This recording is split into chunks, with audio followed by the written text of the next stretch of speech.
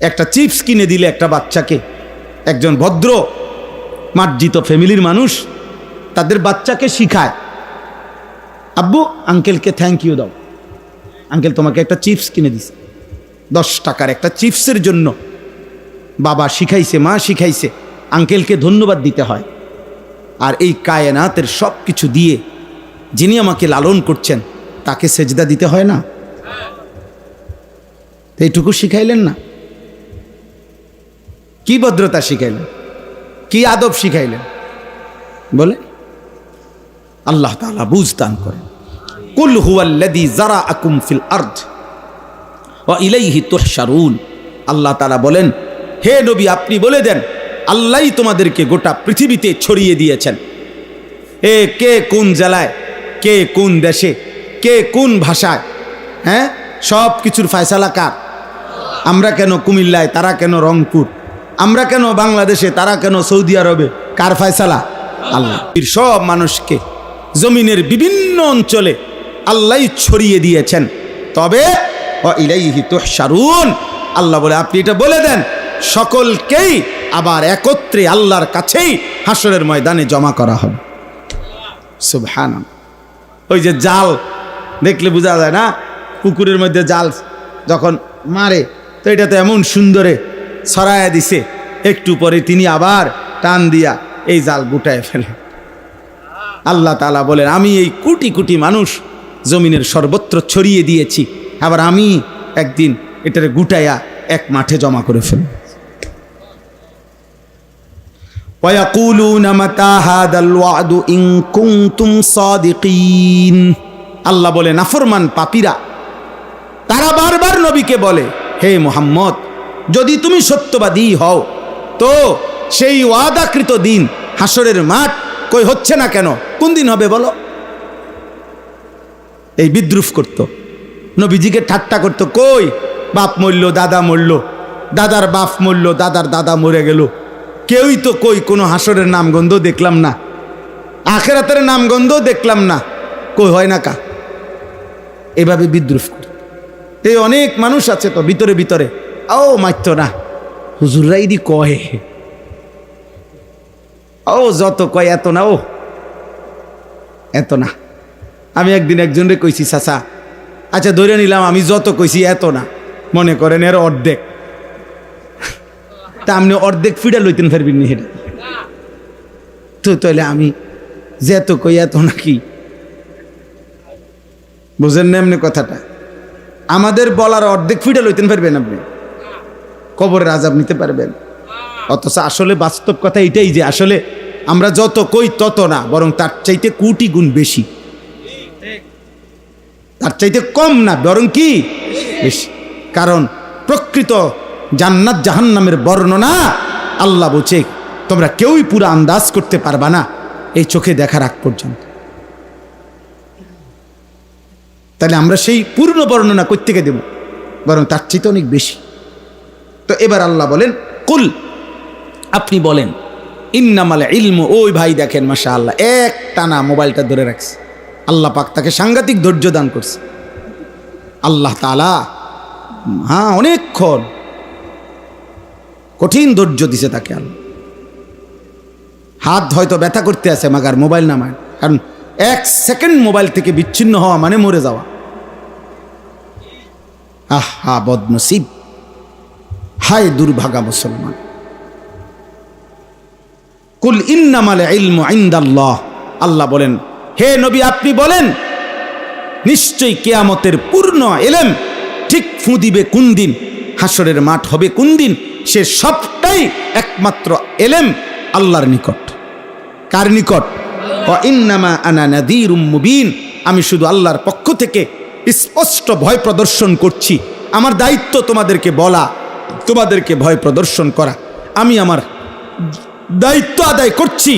আর প্রকৃতপক্ষে ঠিক কোন দিন ইসরাফিল ফু দিবে সেই ইলম কার কাছে? ফালাম্মা রাআউহু যুলফাতান সিআত বুজুহুল লাযীনা কাফারু ওয়া ক্বিলা হাদাল্লাযী কুনতুম বিহি তাদউন।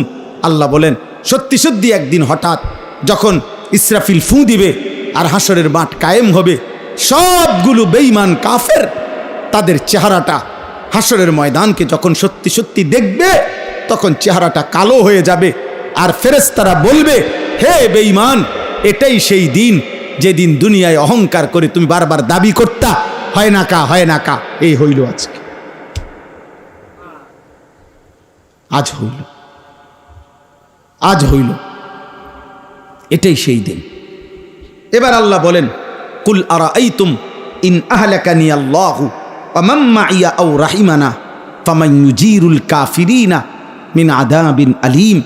হে নবী আপনি বলেন, হে কাফেররা, নাফরমানরা, বেঈমানরা, শোনো, আমি নবী মুহাম্মদ আমাকে আর আমার অনুসারী সাহাবাদেরকে, ইমানদারদেরকে যদি আল্লাহ দয়া করে মাফ করে দেয়, জান্নাত দেয় অথবা আযাবও দেয়, তো আমারে যাই করে করুক, আমার অনুসারীদেরকে যাই করে করুক, কিন্তু নাফরমানার পাপের কারণে তোমাদেরকে আল্লাহর আযাব থেকে রক্ষা করবে কে সেটা বলো। বুঝেন নাই কথাটা? আমার যা হয় হইব ধরে নিলাম, কিন্তু আপনি বাঁচবেন কেমনে? আপনি বাঁচবেন কেন? নাউজুবিল্লাহ, আপনি বাঁচবেন কেন? হ্যাঁ, দিয়া দেখবেন না দৌড় কারে কয়, দৌড় কারে কয় আব্বা, কিভাবে দৌড় দেয়। আফসুস করবেন আর একদিন, আহারে মুরকারে, নিজে খাইতাম ভালো আছিল, আহারে লাউ কদু নিজে খাইতাম রাইন্দা, এটাই ভালো আছিল।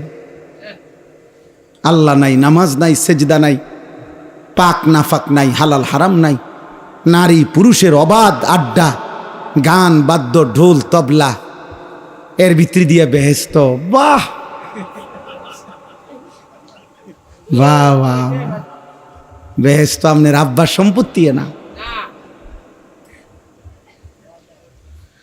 আস্তাগফিরুল্লাহ, আস্তাগফিরুল্লাহ। কুল হুয়ার রহমানু আমান্না বিহি ওয়া আলাইহি তাওয়াক্কালনা ফাসাতা'লামুনা মান হুয়া ফি যালালিম মুবিন। আল্লাহ বলেন, হে নবী আপনি বলে দেন, ওই মহান আল্লাহ, আমরা তার উপরে পূর্ণ ঈমান এনেছি, আল্লাহর উপরে ভরসা করে আছি। আর কসম বান্দা মনে রেখো, হে আমার নবীকে আল্লাহ বলছে, বলেন অচিরেই তোমরাও দেখবা, আমরাও দেখব হকের উপরে কে আছে আর গুমরাহির উপরে কে আছে। কুল আরাআইতুম ইন আসবাহা মাউকুম গাওরান ফামান ইয়াতিকুম বিমাইন মাঈন। আল্লাহ তাআলা বলেন, শেষ আল্লাহ তাআলা দুনিয়ার আরেকটা ছোট্ট উদাহরণ দিয়ে আল্লাহ এই সূরা শেষ করছে। আল্লাহ তাআলা বলেন, বান্দা, হে নবী আপনি বলেন, আমি আল্লাহ যদি তোমাদেরকে প্রতিদিন যে পানি সারা পৃথিবীর তোমরা ব্যবহার করছো, তোমাদের নিত্য প্রয়োজনীয় প্রয়োজনে এই পানির যে লেয়ার, এই পানির যেই মাটির নিচে যেটুকু গভীরতার নিচে পানিটা থেকে, ওইখান থেকে প্রতিনিয়ত পানি উঠতেছে, আল্লাহ বলেন আমি যদি ওইটা ওইখানে না রাইখা একদিন যদি আমি জমিনের তলদেশে ওই পানিটা নিয়ে যাইগা, ওইটার লেয়ার, তো তোমাদের জন্য এই কোটি কোটি মানুষের একদিনের ব্যবহারের পানি বলো কই পাইবা এই মজা। কোরআনুল কারীমের মধ্যে আছে, নবীজি সাল্লাল্লাহু আলাইহি ওয়াসাল্লামকে আল্লাহ তাআলা বলছেন, ওয়াদাক্কির ফাদাক্কির ইন নাফাআতিদ যিকরা। হে নবী আপনি যদি বোঝেন নসিহত করলে ফায়দা হবে, এমন প্রত্যেক জায়গায় আপনি উপদেশ বারবার দিতে থাকেন। আর মনে রাখবেন, সায়াযাক্কারু মান ইয়াখশা, যার অন্তরে আল্লাহর ভয় আছে সে আপনার কথা থেকে উপদেশ গ্রহণ করবে। ওয়া ইয়াতাজান্নাবুহাল আশকা, আর প্রত্যেক বদনসিব দুর্ভাগা আপনার কথা থেকে, উপদেশ থেকে দূরে সরে থাকবে। তাহলে আল্লাহ তাআলা বলেন আপনি বলতে থাকবেন, যার দিলে আখেরাত আছে, আল্লাহর ভয় আছে, সে গ্রহণ করবে। আর দুর্ভাগা বদনসিব আখেরাত যার দিলে নাই, সে তার থেকে দূরে সরে।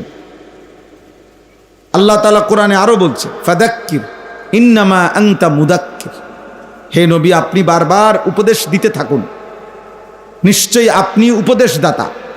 লাস্তা আলাইহিম বিমুসাইতির, আপনি শাসক নন, আপনি তাদের মালিক নন। আপনি এ কথা বলার অধিকার রাখেন না যে যদি ইমান না আনো কল্লা ফালাই দেবো, ফাঁসি দিয়ে দেবো, জেল দিয়ে দেব। না, আপনি মালিক না, মালিক আমি আল্লাহ। ফয়সালা দেব আমি, উপদেশ দিবেন আপনি। আপনি শুধু বারবার উপদেশ দিতে থাকেন, ফয়সালা আমি আল্লাহর হাতে। তাহলে এই আয়াতের দ্বারাও এই কথা স্পষ্ট যে বারবার আল্লাহর কথা বলতে থাকা। আমার দরকার বলা, দাঈর দরকার বলা। কয়জন শুনলো, কে শুনলো? আজকে এত বছর ওয়াজ করেন, কই মানুষ নামাজি হইল কয়জন? আমনে গণেন, আমার গণার দরকার কি? আমারে তো আল্লাহ গুনতে বলে নাই, আমারে গুনতে দায়িত্ব দেয় নাই, আমারে বলছে বলতে। শতভাগ দায়িত্ব নিয়ে আমানতের সাথে সবটুকু আন্তরিকতা নিয়ে বলা আমাদের জিম্মাদার। ইন আলাইকা ইল্লাল বালাগ, সব কোরআনের আয়াত। আল্লাহ বলেন বন্ধু আপনার দায়িত্ব আর কিছুই নয়, শুধুই শতভাগ পৌঁছিয়ে দেওয়া, পৌঁছিয়ে দেওয়া। আপনি পৌঁছাবেন। ওমা আকসারুন নাস ওয়ালাউ হারাস্তা বিমুমিনিন, আল্লাহ বলে নবী হাজার চাইলেও আপনি মনে রাখবেন অধিকাংশ লোক মোমেন হবে না। নবীজিকে আল্লাহ শুনাইছে নাফরমান থাকবে বেশি, বেহায়া, বেনামাজি, হারামখোর, আল্লাহর দুশ্মন থাকবে বেশি বেশি। মোমেন অল্পই হবে, আর ছদ্মবেশী মুসলিম পরিচয়ধারী অথচ মুনাফিক এটা বেশি হবে।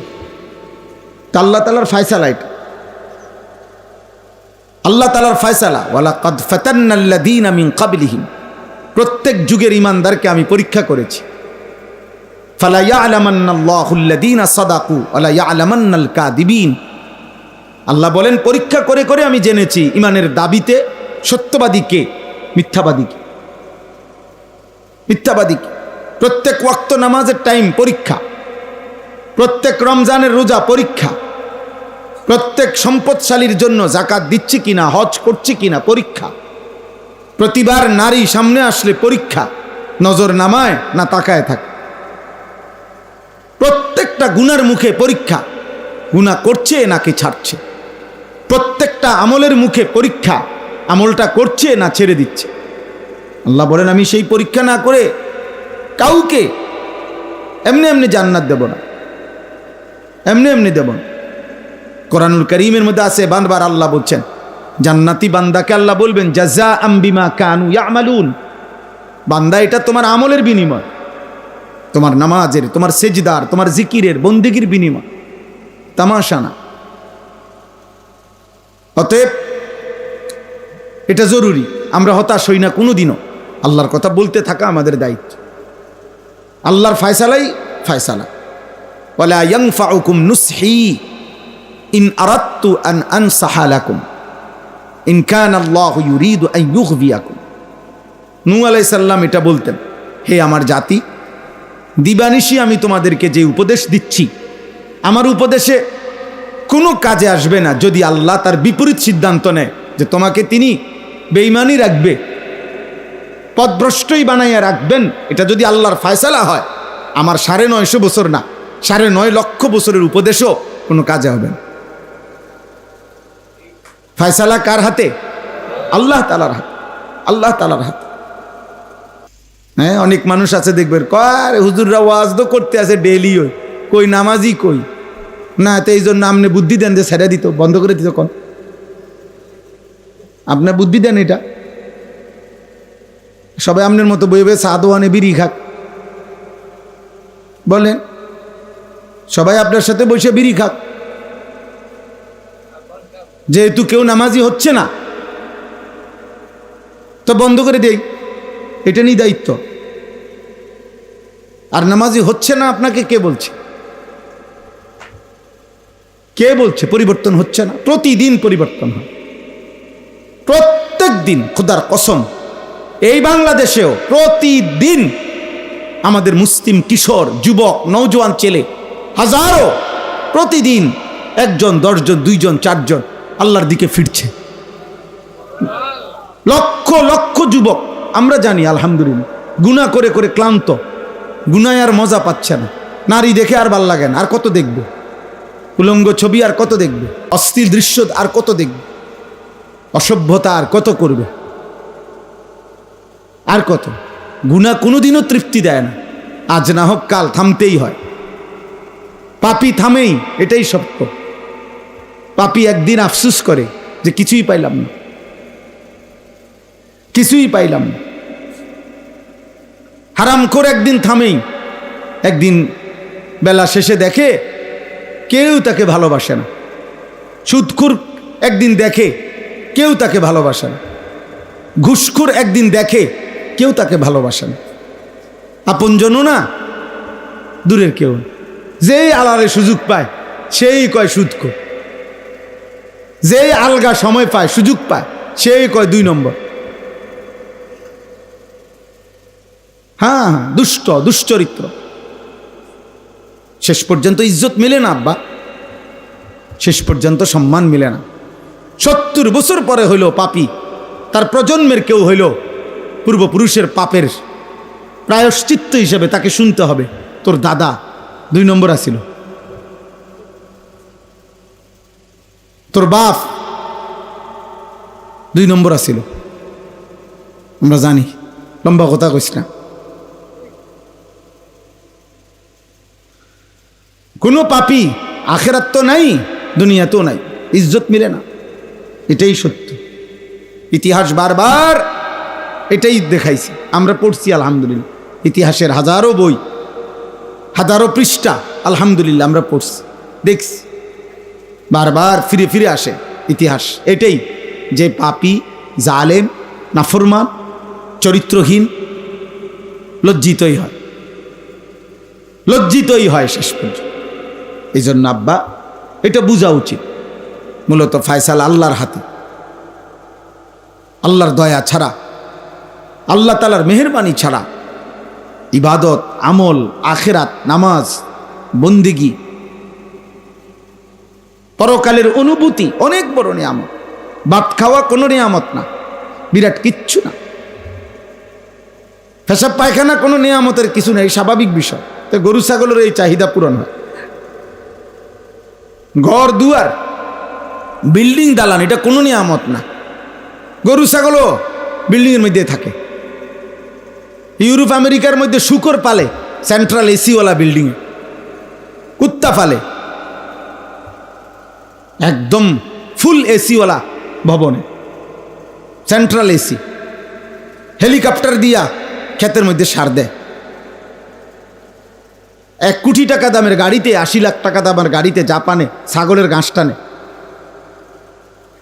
ওরা কিছুদিন চালাইয়া দিলে 5,000 কিলো, 10,000 কিলো এরকম কিছু চালাইয়া দিয়া ফাড়াই দিলে এটা আমাদের দেশে হয় ইনটেক ব্র্যান্ডেড গাড়ি। বুঝেন নাই? হ্যাঁ, তাহলে এই জন্য বললাম, দুনিয়া এবং এর মধ্যে যা কিছু আছে এটা আমার অর্জন হয়েছে, শুধু হচ্ছে, এটার মধ্যে সফলতা না। সফলতা আখেরাত, কামিয়াবি আখেরাত, আমারও আপনারও, জওয়ানেরও বুড়োরও, মাদেরও বোনদেরও, মানুষ মাত্রই কামিয়াবি আখেরাত। এই জন্য এটুকু বুঝা এটা জরুরি। 2-4 জন এখনো মোবাইলে ধরে রাখছেন হাতে, আমি নিষেধ করা সত্ত্বেও, এমন বেয়াদব চলে গেলে ভালো, এমন 2-1 জন বেয়াদব উঠে গেলে ভালো হয়। আর নাই তো এর পরের বার আরও একবার সতর্ক করলাম, এবার কিন্তু ডাইরেক্ট ধমক দুম। এজন্য ভাই এটা জরুরি, অনুভূতি চাই।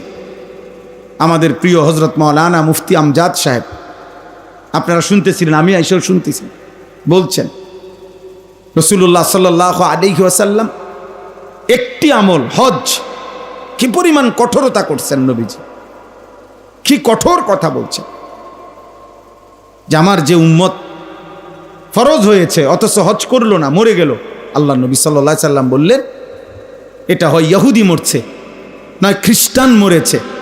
আমি জানি না এটা ইহুদি মরলো না খ্রিস্টান মরল, মানে এনে কিন্তু এভাবে বলে নাই যে এটা কি মুসলমান মরছে না ইহুদি মরছে, এটা বলে নাই। এটা কি মুসলমান মরলো না খ্রিস্টান মরলো, এটা বলে নাই। বলছে এটা হয় ইহুদি হয়ে মরছে না খ্রিস্টান হয়ে মরেছে, মুসলমান হয়ে মরে নাই, এটা নিশ্চিত।